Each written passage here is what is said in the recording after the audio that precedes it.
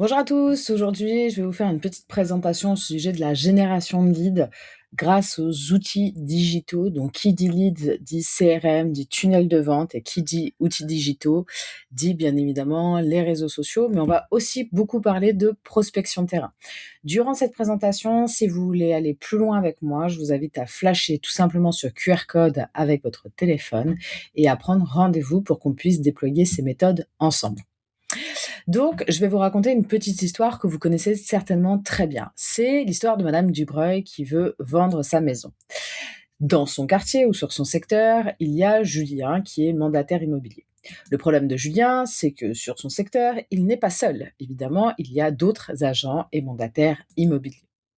Et donc, Madame Dubreuil, qu'est-ce qu'elle va faire? Le premier réflexe, c'est qu'elle va parler autour d'elle et elle va demander conseil pour savoir qui pourra vendre sa maison au meilleur prix et le plus rapidement. Donc, elle va demander par exemple à sa coiffeuse Sandrine, qui, on le sait, connaît tout sur tout le monde. Et aussi, ce qu'elle va faire, elle va demander à Google. Et donc, elle va taper par exemple immobilier plus le nom de son secteur. Et là, jackpot, la bonne nouvelle, c'est que Julien a optimisé sa fiche Google Maps, il a un maximum d'avis, il a aussi posté ses biens, il a posté régulièrement ses actualités, et donc sa fiche ressort, et donc Madame Dubreuil appelle Julien. Très bien. Et donc ils se rencontrent. Le problème, c'est que Madame Dubreuil hésite. Elle n'est pas sûre de vouloir vendre sa maison dans laquelle elle a tant de souvenirs, et puis ses enfants sont pas obligatoirement d'accord. Donc, elle repousse sa décision. Je pense que vous connaissez beaucoup de Madame Dubreuil. Mais Madame Dubreuil, pendant ces mois où elle est un petit peu dubitative, elle va continuer à recevoir la newsletter de Julien qu'elle trouve, ma foi, fort sympathique. Et elle voit aussi ses vidéos, ses photos sur les réseaux sociaux.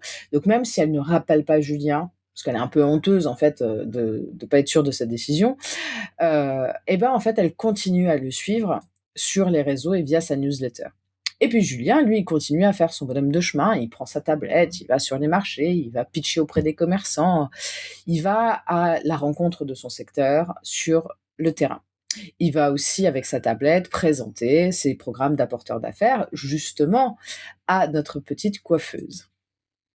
Et Madame Dubreuil, pendant ce temps-là, eh ben, les mois passent et elle parle de Julien à ses amis parce qu'elle se souvient de lui grâce à sa newsletter et grâce à ses réseaux sociaux qui permettent d'entretenir la relation commerciale. Ok. Et un jour, Madame Dubreuil voit qu'il y a une maison qui s'est vendue dans sa rue par un autre agent immobilier. Que va faire Madame Dubreuil? Eh bien, potentiellement, elle va retourner faire un tour sur le site de Julien pour voir un petit peu plus en détail les biens qu'il a vendus, ses articles, ses services, et elle décide de reprendre contact avec Julien qui a été si sympathique avec elle durant ces 6 mois où elle ne savait pas trop si elle voulait vendre ou pas. Ok. Et fin de l'histoire heureuse, Madame Dubreuil signe avec Julien. Et Julien, il applique également la même stratégie avec ses acquéreurs, ceux qui lui disent tout le temps: «Ah, je sais pas, on va vous rappeler», et donc, eh ben, il continue aussi à leur envoyer sa newsletter et puis le jour où ils sont, décidés potentiellement, ils ont vu les biens que Julien propose et ils le rappellent. OK. Donc, grosso modo, vous avez compris cette petite histoire. Je vous fais une autre histoire, cette fois-ci qui est la mienne. Donc moi, je m'appelle Charlie Gilbert, je suis formatrice. Je travaille dans le web, depuis que j'ai 18 ans, donc j'en ai 40 maintenant, ça fait 22 ans. J'ai ma propre agence web, ma petite société depuis, 12 ans. J'ai formé des milliers de mandataires immobiliers et le seul constat, c'est ceux qui font le plus de chiffres, c'est ceux qui ont le capital relationnel le plus développé et le plus entretenu. Et mon rôle, c'est justement de vous faire des outils pour que vous puissiez faire fructifier ce capital relationnel. Voilà. Mon slogan, c'est que vous, vous êtes sur le terrain et que moi, je suis derrière l'écran. Voilà. Si vous voulez en savoir plus, vous allez voir, vous avez ce QR code tout au long de la présentation.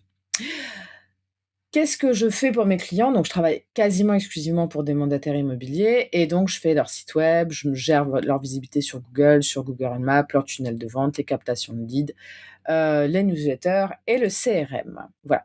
Alors là, on va vraiment rentrer dans le cœur de la formation. Ça va être assez rapide. Mais grosso modo, je vais vous expliquer ce schéma qui peut paraître un petit peu compliqué dès le début, mais on va voir chacun des piliers de votre prospection et comment est-ce que ça peut être relié avec les avis, le site web, le CRM. Alors, premier pilier, ça va être la fiche Google Maps. Donc là, vous voyez, quand on tape immobilier Saint-Médard de Guizière, on va trouver une fiche Google Maps qui va ressortir ici. Et ici, sous les résultats AdWords, on va retrouver le site web. Donc ici, on va être dans Google, ce qu'on va appeler la Google Search. Et ici, on va être dans Google Maps. D'accord?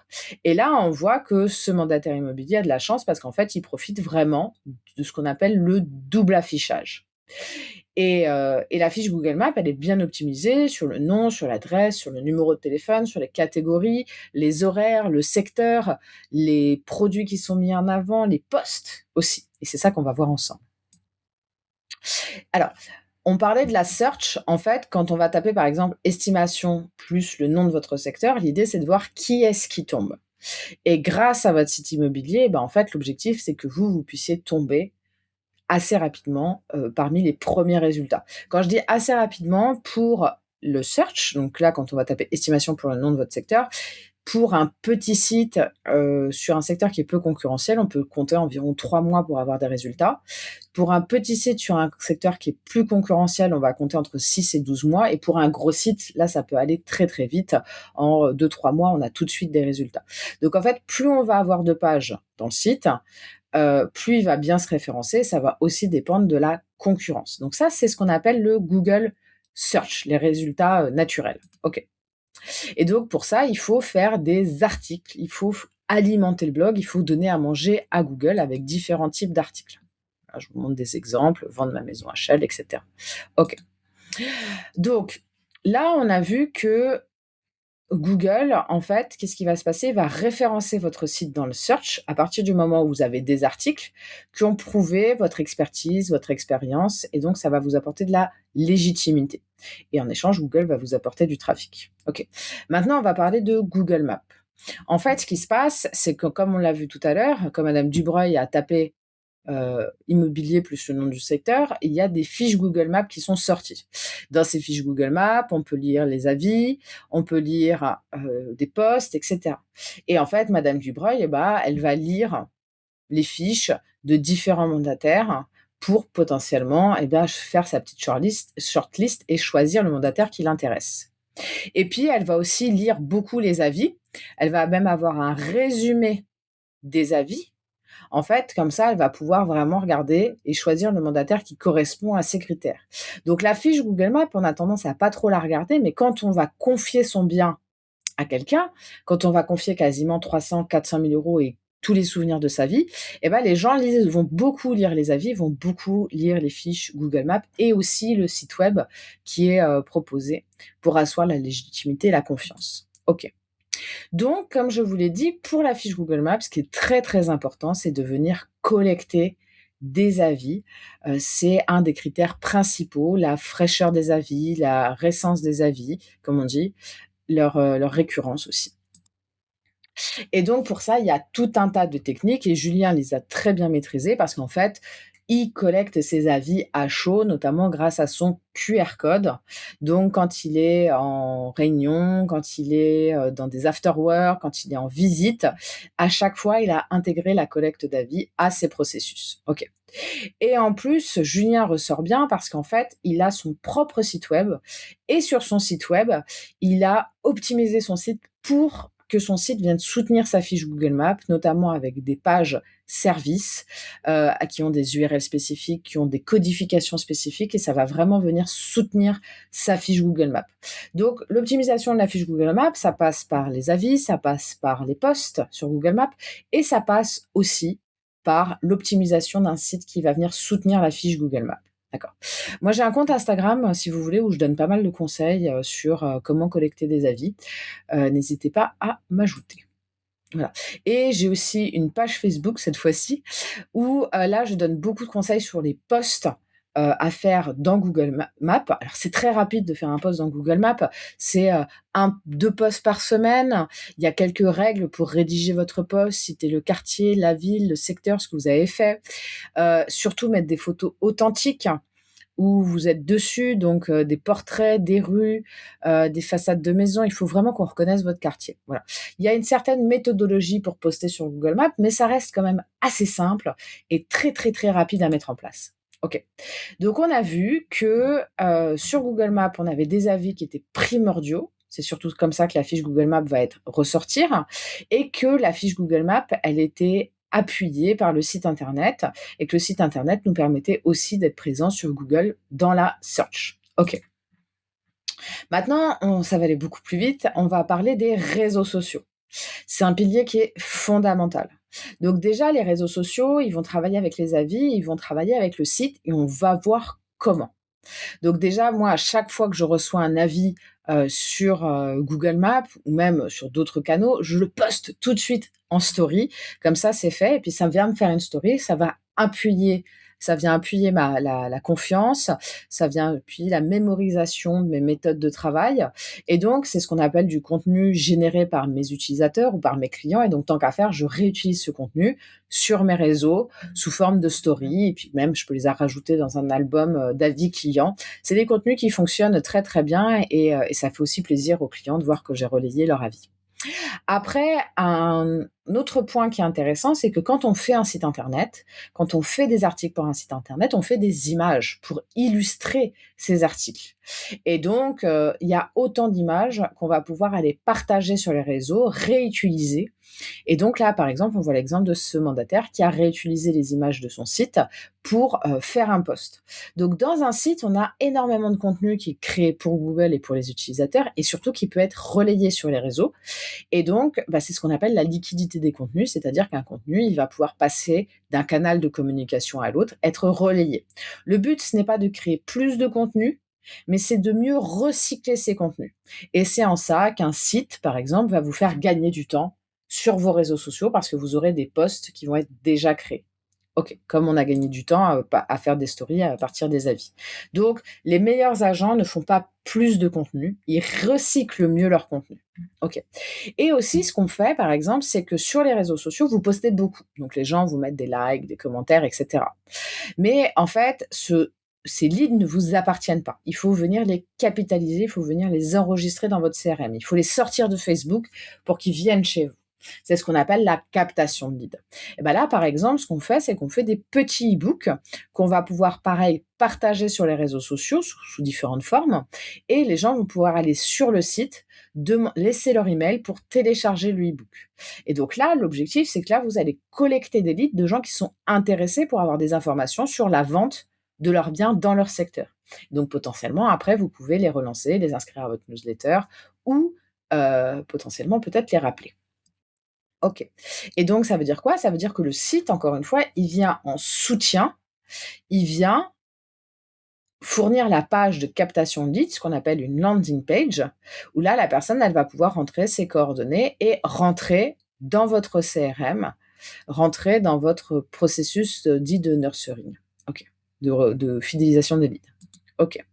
Donc on a vu qu'en fait, les réseaux sociaux, ils vont pouvoir s'alimenter de vos contenus générés par vos utilisateurs, vos avis. Les réseaux sociaux vont venir s'alimenter du site grâce aux images, aux posts, etc. Et en échange, les réseaux sociaux vont venir fournir des leads qui vont passer par le site pour rentrer dans le CRM. D'accord? Donc on est vraiment dans une boucle vertueuse des différents canaux de communication qui travaillent en complémentarité et qui permettent de gagner du temps parce qu'on va pouvoir réutiliser des contenus. OK. Donc on a vu Google, Google Maps, on a vu les réseaux sociaux et là on va passer au terrain.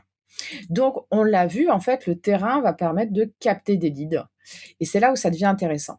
Tout à l'heure, on parlait de Julien qui fait un tour sur les marchés, il a sorti son roll-up de son réseau et en fait, quand les gens viennent vers lui, eh bien, il pitch et il capte des leads. Il enregistre des adresses email, il enregistre des numéros de téléphone directement via sa tablette et on va voir comment. Pareil, quand il est en prospection auprès de commerçants de son quartier, il utilise sa tablette pour présenter ses supports de présentation qui vont expliquer son programme d'apporteur d'affaires. D'accord? Il ne vient pas avec une présentation PowerPoint, il ne vient pas les mains dans les poches, il vient avec des supports d'aide à la vente. Donc, par exemple, ça, c'est un support d'aide à la vente qu'on a créé, que Julien il aurait pu présenter aux commerçants de son quartier, en leur proposant de devenir ambassadeur immobilier. Et alors, en fait, il va avoir sur sa tablette tout le déroulé commercial pour expliquer ce que c'est qu'un ambassadeur immobilier, comment fonctionnent les commissions, et cetera, et cetera. Il a un discours qui est très simple et surtout, ça va vraiment venir légitimer qui il est et ce qu'il fait, comparé à ses concurrents parce qu'il aura un support qui sera très clair et qui viendra vraiment le différencier. Et à la fin de cette page, il va pouvoir capter le nom, le numéro de téléphone et l'email du commerçant avec lequel il souhaite développer un partenariat. OK. Après, il y a plein d'autres types de pages de collecte de leads. Par exemple, Julien, il est allé proposer un partenariat dans un bar et puis la barmaid, elle lui a dit: «Ah non, mais de toute façon, moi, j'en ai marre de bosser dans la restauration». Donc là, il peut enlever sa page apporteur d'affaires et lui proposer une page recrutement où là, justement, il va pouvoir de la même manière venir soutenir le pitch commercial sur le développement. OK. Et puis si sur le marché, il y a quelqu'un qui lui dit: «Ah ben moi je suis intéressé pour vendre, mais je sais pas trop, je suis pas prêt», et ben potentiellement, il lui dit: «Bah regardez, si vous voulez, regardez, je mets votre nom et votre email et comme ça je vous envoie mon guide pour bien vendre sur votre secteur. Puis quand vous êtes prêt, vous me recontactez». Donc la personne, elle va tout de suite dire OK et puis dire: «Ah oui, le guide, ça m'intéresse». D'accord? Donc en fait, on ne laisse pas des leads froids partir dans la nature, on capte des leads, on les enregistre dans la base de données et après on va pouvoir les relancer. D'accord? Donc là, le site, il vient vraiment comme support d'aide à la vente, terrain, et il va permettre de capter beaucoup plus de leads pour venir les enregistrer. Et le dernier point, ça va être la reco, notamment avec la newsletter, le site web et le CRM. En fait, par exemple, nous, on développe des newsletters pour venir fidéliser la base de données. Et là, c'est là où ça va être très intéressant, c'est qu'en fait, ces newsletters, ça va être des newsletters avec des informations qui sont intéressantes. L'agenda de l'été, les prix du marché, les biens, etc. Et surtout aussi le programme apporteur d'affaires. D'accord? Donc en fait, on fait vraiment des newsletters qui sont propres, qui sont clairs et qui donnent envie d'être lus. Et si les gens cliquent sur «Je suis intéressé pour devenir apporteur d'affaires», dans ce cas-là, ils rentrent dans une automatisation où on leur envoie d'autres mails à 2, 4, 10 jours pour leur présenter le programme d'apporteur d'affaires pour qu'ils s'inscrivent à ce programme d'apporteur d'affaires. D'accord? Donc là, ils rentrent dans une liste spécifique, etc. D'accord? Donc en fait, vous voyez, on va avoir tout un écosystème digital.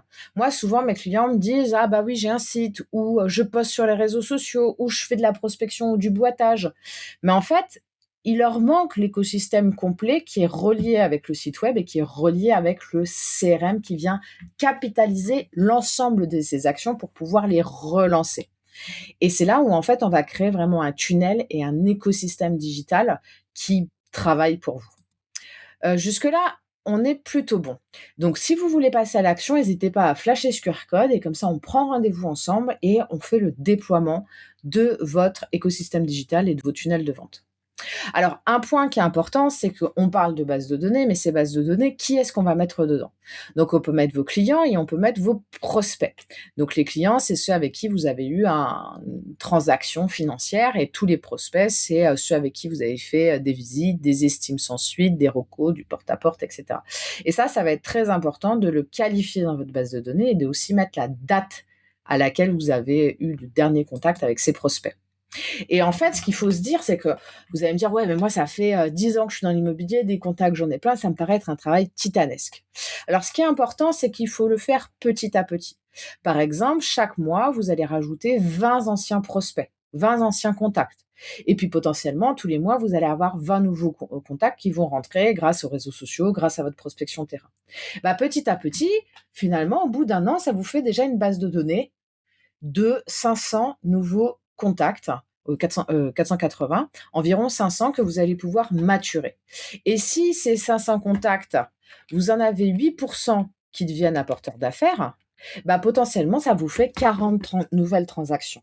Donc en fait, c'est un potentiel qui est énorme. Si ça vous intéresse et si vous voulez qu'on passe à l'action ensemble, vous pouvez flasher ce QR code et aussi n'hésitez pas à m'envoyer vos questions. À très bientôt.